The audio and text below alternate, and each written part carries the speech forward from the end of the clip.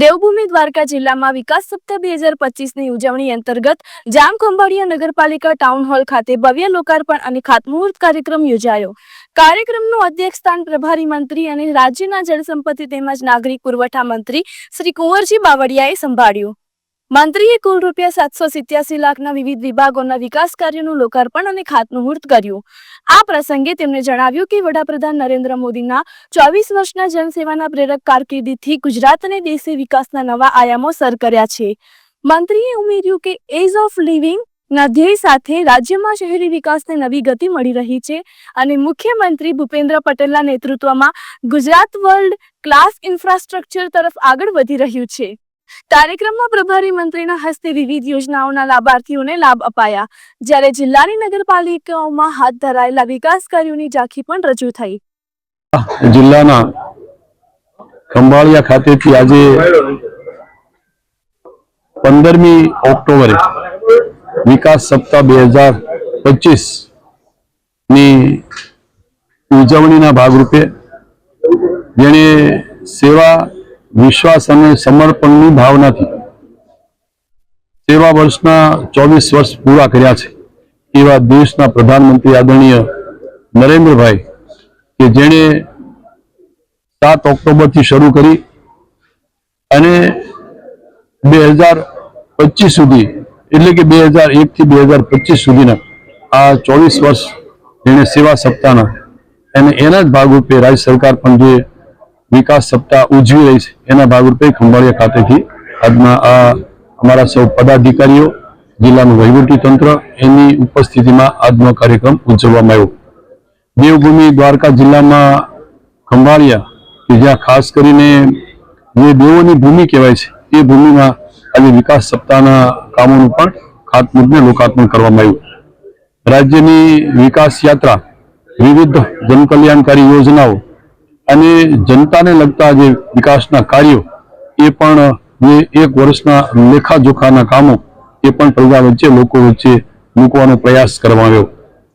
ભારત દેશના આદરણીય પ્રધાનમંત્રી નરેન્દ્રભાઈ મોદીએ જે પ્રથમ વખત જે હોલિસ્ટિક ડેવલપમેન્ટ માટે 2005માં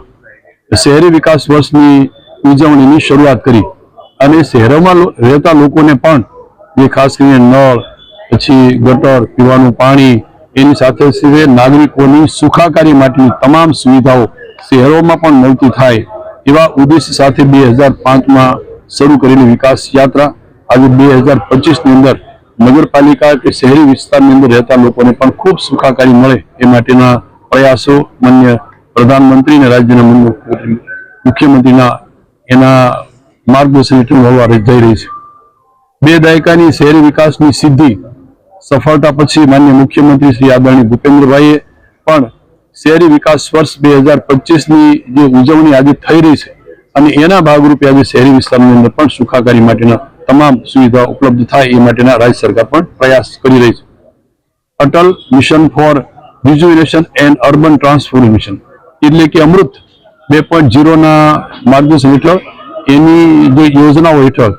ખાસ કરીને ભૌતિક માળખાકીય સુવિધાઓ નગરપાલિકા અને મહાનગરપાલિકાઓમાં મળે એ માટેનું પણ રાજ્યના માન્ય મુખ્યમંત્રી આજે ખૂબ મોટી સંખ્યામાં અને વિશાળ કામો ધ્યાનમાં લઈને આજે જાહેરાત કરી છે। આજરોજ દેવભૂમિ દ્વારકા જિલ્લાની જુદી જુદી નગરપાલિકાઓમાં ₹787 લાખોના કામ જે ખાતમુહૂર્ત અને લોકાર્પણ પણ આજે અહીંયા ખંભાળિયા ખાતેથી આ વિસ્તારના સૌ નગરપાલિકાના પ્રમુખો અને અમારા વહીવટી તંત્રના આગેવાનની ઉપસ્થિતિમાં કરવામાં આવ્યા। જીએસટી 2.0 રિફોર્મ્સના કારણે જે વસ્તુઓ અને સેવાની કિંમતનો જે ઘટાડો થયો છે એને કારણે લોકોને પણ ખૂબ સારી સુવિધાઓ સરળતાથી મળે અને જેને કે જે વપરાશ છે એની માંગ પણ વધે અને સાથે સાથે લોકોને પણ એમાં રાહત રહે એ રીતની માનનીય પ્રધાનમંત્રીએ જાહેરાત કરી છે એનો પણ અહીંયાથી ઉલ્લેખ કરવામાં આવ્યો। આમ પ્રધાનમંત્રી જે ખાસ કરીને સેવા હી સ્વચ્છતા હી સેવા અને સાથે સાથે દેશના પ્રધાનમંત્રી આદરણીય નરેન્દ્રભાઈએ જે રીતે એક જીવન મંત્ર અપનાવીને હર ઘર સ્વદેશી, ઘર ઘર સ્વદેશીનું એક અભિયાન, એમાં પણ આ વિસ્તારના લોકો એટલે કે દ્વારકા જિલ્લાના સૌ નગરજનો અને આ વિસ્તારના શહેરીજનો પણ આમાં સામેલ થાય અને જીવન મંત્ર પોતાના જીવનમાં અપનાવે એ રીતની અહીંથી માર્ગદર્શન પણ પૂરું પાડવામાં આવ્યું. આમ ખંભાળિયા ખાતેથી નગરપાલિકાના સૌ સન્માનની પ્રમુખો, એના સંગઠનના હોદ્દેદારો અને જિલ્લાનું વહીવટી તંત્રની ઉપસ્થિતિમાં આજનો આ કાર્યક્રમનું આયોજન કરીને આટોપવામાં આવ્યું.